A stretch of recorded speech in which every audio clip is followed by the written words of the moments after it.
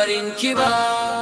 Baiti na komai nisan da ke tsakaninmu, bai nisa zama cikin raina. Ina rada kyan dala ya haya mu rayu tare cikin farin ciki. Gadar waka idan na rasa ki zan yi kewa, ke ce mafarkin da nake buri. Allah ya samu zama yaya har karshen rayuwa.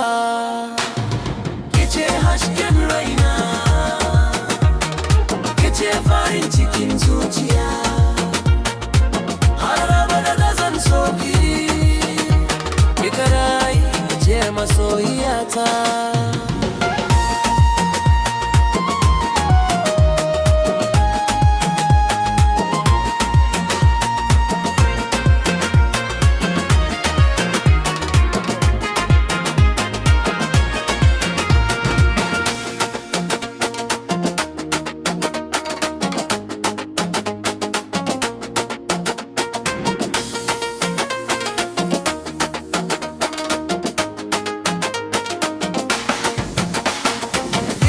Hasken raina,